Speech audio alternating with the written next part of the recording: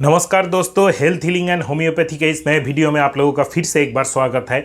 मैं doctor SP Dey, consultant homeopathic physician and clinical nutritionist from Siliguri, West Bengal, India से आप लोगों के लिए आज एक बहुत ही इम्पॉर्टेंट केस लेके आया हूँ। एक नया कोशिश है मेरे जो क्यूर्ड केसेस हैं उनके ऊपर डिटेल वीडियो आप लोगों के सामने पेश करने का। और ये जो केस है ये है हिमोरेजिक ओवारियन सिस्ट का केस। सब पेपर्स वगैरह बिफोर का जो अल्ट्रासोनोग्राफी है, क्योर हो जाने का के बाद जो अल्ट्रासोनोग्राफी है, सब आपको इस वीडियो के दौरान मेरे डिस्क्रिप्शन के साथ आपको देखने को मिलेगा। मेरे प्रिस्क्रिप्शन, मैंने क्या क्या मेडिसिन यूज़ किए हैं, सब आपको देखने को मिलेगा। तो ये एक डिटेल कोशिश है, नया कोशिश है। कैसा लग रहा है जो मेरे व्यूअर्स हैं, जो मेरे सब्सक्राइबर हैं, ज़रूर बताइएगा।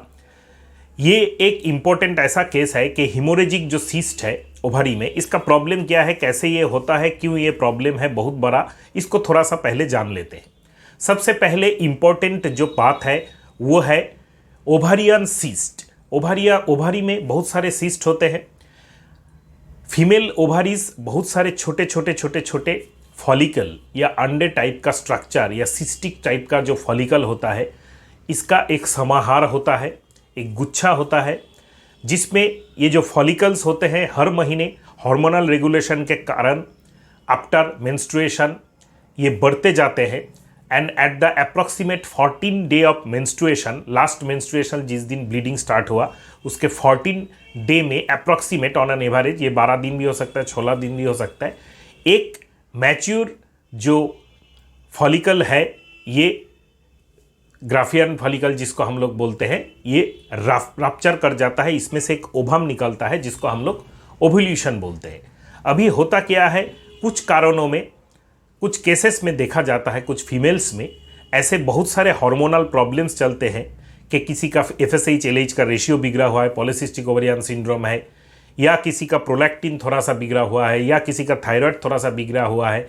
कभी कभी हम लोगों को ओवारियन सिंपल फॉलिकुलर सिस्ट हो, डार्मोइड सिस्ट हो, हिमोरेजिक सिस्ट हो, इन सब केसेस में हार्मोनल प्रोफाइल करके भी कुछ नहीं मिलता। लेकिन बेसिस तो यही है कि हार्मोनल फ्लक्चुएशन उनका हुआ है, और जो सिस्ट टाइप का जो फॉलिकल्स मैच्योर हो रहा था, पहले लाखों में हो रहा था, फिर 1000 में हुआ, फिर 100 में हुआ, फिर जाके एक फॉलिकल रप्चर करेगा।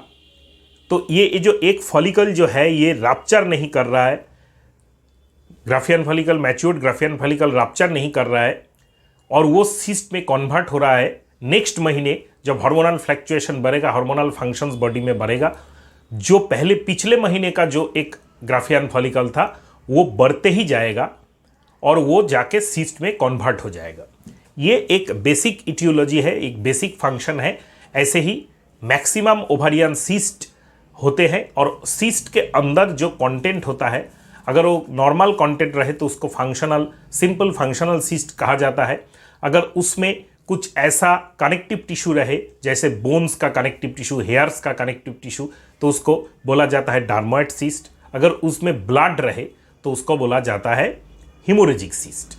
ये मोटा मोटी ऐसा ही डेवलपमेंट है। अभी हिमोरेजिक सिस्ट को लेकर प्रॉब्लम क्या है, देखिए दोस्तों, जितने भी वेबसाइट्स है मेजर आपको गूगल में सर्च करने के बाद मिलेंगे, या जो भी प्रामाण्य बुक्स है गायनेकोलॉजी के, उसमें सब जगह आपको यही देखने को मिलेगा कि हिमोरेजिक सिस्ट ऐसे तो कोई बड़ा बीमारी है नहीं। अगर रहता है तो रहने दीजिए, मॉनिटर कीजिए, अगर कुछ प्रॉब्लम ना हो, कॉम्प्लिकेशंस ना हो, उसको कुछ मत कीजिए। लेकिन मोर देन 10 mm साइज के जो हिमोरेजिक सिस्ट होते हैं, 10 मिलीमीटर के, वो एक कॉन्सर्न होता है, उसको ऑपरेट कर देना चाहिए, वरना वो रप्चर कर सकता है, उसमें से सीवियर ब्लीडिंग। अभी क्या होता है, अगर रप्चर्ड हिमोरेजिक सिस्ट हो जाए, सिस्ट इतना बड़ा हो जाए कि वो फट जाए, तो ओवारी में फटेगा। और ओवारी हम लोगों का एक फ्लोटिंग स्ट्रक्चर है, जो एब्डोमेन का जो कैविटी है, जिसको हम लोग बोलते हैं पेल्विस, उसके अंदर जो कवर रहता है, पूरा एब्डोमेन में भी रहता है पेरिटोनियम, तो उसमें खून फैल जाएगा, जिसको हम लोग बोलते हैं हीमोपेरिटोनाइटिस गायनिकोलॉजी के भाषा में। तो ये हीमोपेरिटोनाइटिस होने पर उसमें बहुत ज़्यादा सीवियर पेन होता है, उसके साथ तुरंत फीवर आ जाता है, बहुत ज़्यादा उल्टी टाइप का हो जाता है, और उसके साथ एक शॉक डेवलप करता है, जो शॉक हर टाइम सहन करना इम्पॉसिबल हो जाता है। तो मेरा जो केस है ये एक ऐसा ही अचंभित कर देने वाला केस है जिसमें जिसमें हम लोगों का एक केस, इस केस में 34x25 मिलीमीटर का एक ओवारियन सिस्ट था, हिमोरेजिक ओवारियन सिस्ट।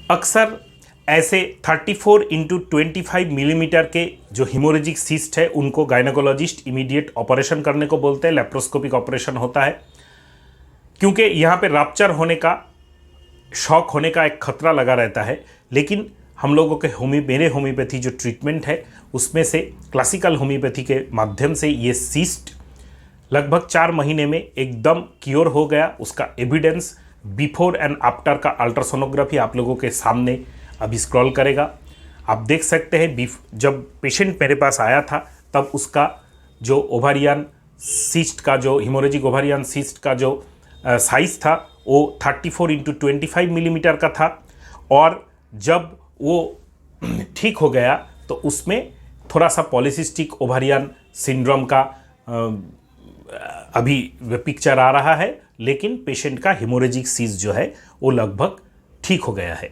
जो मेडिसिन्स मैंने यूज़ किए हैं इसमें मैंने पहले नेट्राम्यूर यूज़ किए हैं, पहले उसके बाद सिम्टोमेटिकली थोड़ा सा नाक्स भूमिका देने को पड़ा, फिर पाल्सेटिला टेनेम मैंने यूज़ किया है।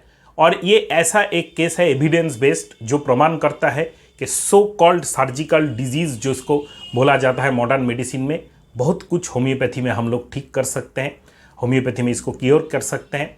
और ऐसे पेशेंट्स अक्सर में हम लोगों के पास आते हैं, खास करके सिंपल फंक्शनल सिस्ट हुआ, लार्ज हिमोरेजिक सिस्ट हुआ, लार्ज एक्सटर्नल ओवारियन सिस्ट हुआ, और पॉलीसिस्टिक ओवारियन जो भी सिंड्रोम्स है, इसके पेशेंट्स हम लोगों के पास अक्सर आते हैं। हम लोग सक्सेसफुली उनका ट्रीटमेंट करते हैं होम्योपैथी में, ये सब ठीक हो जाता है होम्योपैथी मेडिसिन से, और इसका एविडेंस है। मैं जितने भी मेरे केसेस है उसका ऐसा डिटेल वीडियो एक्सप्लेनेटरी मैं आपके सामने लाने का कोशिश करूँगा। और जो बात है कि कॉम्प्लिकेशंस, जो अगर ऐसा पेशेंट्स हम लोग के पास आते हैं बहुत डरे हुए हैं कि 20 mm या 15 mm के हिमोरेजिक सिस्ट या ओवारियन सिस्ट डायग्नोसिस हुआ, तो वो डर जाते हैं कि कॉम्प्लिकेशंस हो जाएगा, रप्चर हो जाएगा, इनफर्टिलिटी हो जाएगा।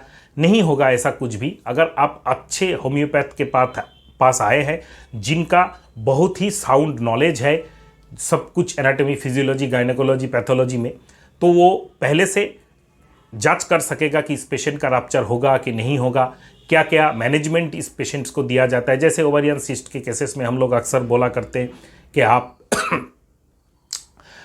वेट लिफ्टिंग मत कीजिए, भारी वजन मत उठाइए, सामने झुक के जैसे वॉशिंग्स वगैरह करना, कपड़ा धोना या घर पोंछना होता है, ये सब मत कीजिए, और बहुत ज़्यादा स्ट्रेस मत लीजिए। थोड़ा सा ऐसा लाइफ लीड कीजिए, 6 महीना हम लोगों को टाइम दीजिए। अगर सिस्ट का साइज़ रिड्यूस्ड होता है तो हम लोग आपको क्योर कर देंगे, अगर नहीं होता है तो फिर ऑपरेशन। तो मैनेजमेंट एक पार्ट है pure homeopathy, classical homeopathy treatment जो मैंने यहाँ पे आप लोगों को दिखा रहा हूँ कि जो प्रिस्क्रिप्शन है देखिएगा फुल के स्टिकिंग किया हुआ है पूरा डिटेल्स हिस्ट्री के साथ। ऐसा डॉक्टर के पास मेरे चैनल पे एक वीडियो भी है कि homeopathy and how to find best homeopathy doctor, एक पूरा प्लेलिस्ट है कि होम्योपैथी डॉक्टर के पास अगर आप जाना चाहते हैं तो क्या क्या क्वालिटीज़ होम्योपैथी डॉक्टर के ऊपर होना चाहिए। तो homeopathy doctor what you should know एक प्लेलिस्ट है, उसमें जाके आप लोग देखिए। कोशिश कीजिए अच्छा होम्योपैथी डॉक्टर ढूंढने का, ऑथेंटिक होम्योपैथी डॉक्टर ढूंढने का जो ऐसे एविडेंस बेस्ड केसेस कर चुके हैं पहले, तब जाके आपको अच्छा लगेगा कि एक चीज़ नेचुरल ये होम्योपैथी में भी होता है। और ऐसे भी बहुत सारे सिस्ट के केसेस आते हैं जहाँ पे जैसे डार्मोइड, कॉम्प्लिकेटेड डार्मोइड सिस्ट हो गया, बहुत लार्जर एक्सटर्नल कॉर्नुअल सिस्ट हो गया, तब हम लोग इस पेशेंट्स को सर्जरी के लिए भी भेजते हैं। क्योंकि एक ऐसा हिमोरेजिक सिस्ट का भी पेशेंट हो सकता है जिनमें ऐसा कुछ कॉम्प्लिकेशंस है, जैसे हाई ब्लड शुगर के पेशेंट है with large haemorrhagic cyst, high obesity के पेशेंट है बहुत ज़्यादा विथ लार्ज हिमोरेजिक सिस्ट।